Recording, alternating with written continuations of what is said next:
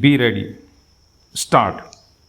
Mr. K.M. Sinha, learned senior counsel appearing for the appellant, submitted that this court has held that the beneficial provisions of the Act are to be applied only for the purpose of interpretation of the Act and not for arriving at a conclusion whether a person is juvenile or not, and the question whether an offender was juvenile on the date of commission of the offense or not is essentially a question of fact which is required to be determined on the basis of the materials brought on record by the parties.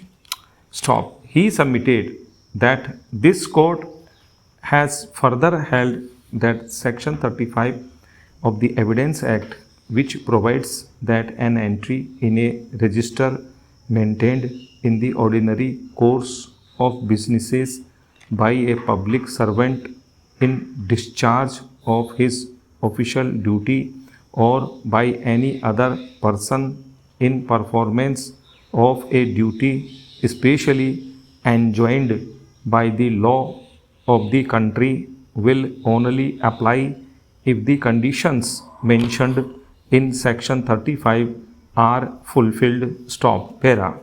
He submitted that Section 35 of the Evidence Act could not be applied to the entry of date of birth of respondent number 1 in the school records produced on behalf of respondent number 1 before the trial court, and on the evidence as produced, the trial court rightly held that the date of birth of the respondent number 1 cannot be believed to be 5th October 1988. Stop. He submitted that the trial court, after scrutinizing the evidence, has held that the evidence produced by respondent number 1 have been created for escaping conviction for a grave offense such as murder and was not believable, and by physical appearance respondent number 1 looks to be over 18 years of age, and on 11th January 2004 he was an adult and not a juvenile. Stop. He submitted that this finding of the trial court on a question of fact with regard to the age of respondent number 1 could not be disturbed by the High Court in a revision. Stop. Para.